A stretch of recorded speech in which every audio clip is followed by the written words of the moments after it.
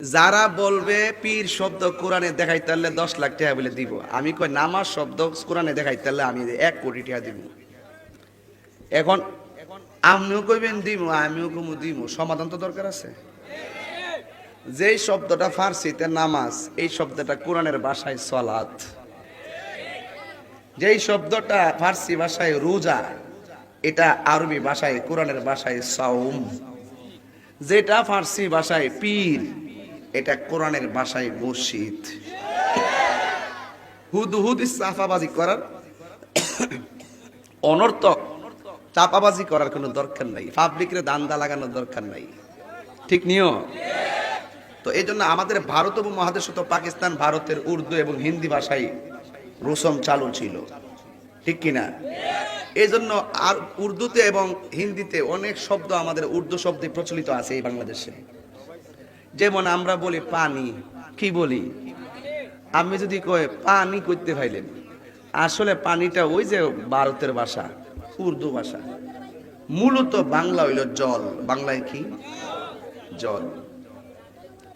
তো সবকিছু মিলিয়ে মুর্শিদের কথা কোরআনে আছে না নাই? আমার যেহেতু এই বিষয় দিচ্ছেন, আমি তো আপনাকে খুঁটিনাটি করে বুঝাইতে হবে।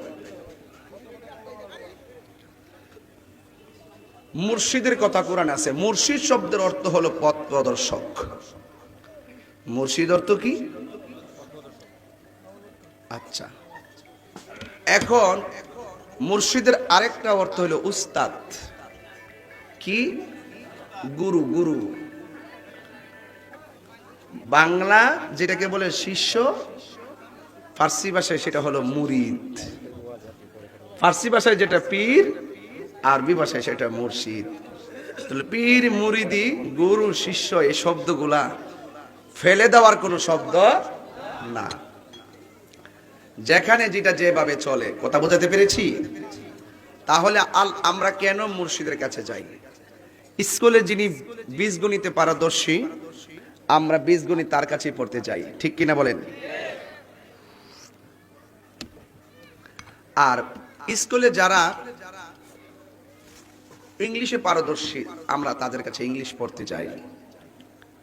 আরবিতে যারা পারদর্শী, আরবি পড়তে যাই। এটা হলো দুনিয়ার শিক্ষা। এই শিক্ষা দিয়া ম্যাক্সিমাম মানুষের টার্গেট হলো আমাকে প্রতিষ্ঠিত হতে হবে দুনিয়ার ভিতরে। এই শিক্ষাগত সার্টিফিকেট কবরে কোন কাজে আসবে যদি শিক্ষার মধ্যে ইহকাল পরকালের শিক্ষা না থাকে? কবরে কোনো ধরনের কাজে আসবে না। আপনি আমার বলেন তো, আপনি যদি বীজগণিত, যেমন এ বির সূত্রটা কি? a + b/2 whole square minus a - b/2 whole square. এটা যে পড়লাম, কি একটা নেকি পাইছি? কথা কন না গেলেন, একটা নেকি পাইছি? কিচ্ছু পাইছি না, দুনিয়ার শিক্ষা। কিন্তু আবার যদি আলিফ বা তা সা 4টা অক্ষর পড়ি, সওয়াব পাবো। এটার সাথে কোরআন সুন্নাহর সম্পর্ক আছে।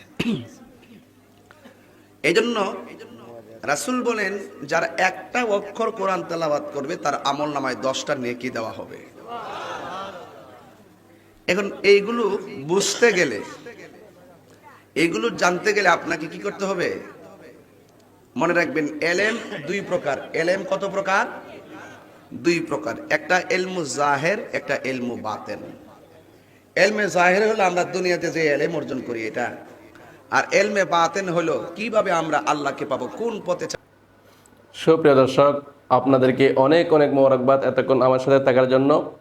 যদি আমার এই ভিডিওটি ভালো লাগে থাকে তাহলে একটি লাইক করবেন, কমেন্ট করবেন এবং বেশি বেশি শেয়ার করে দিবেন, যাতে করে আপনার অন্য বন্ধুরা দেখতে পারে।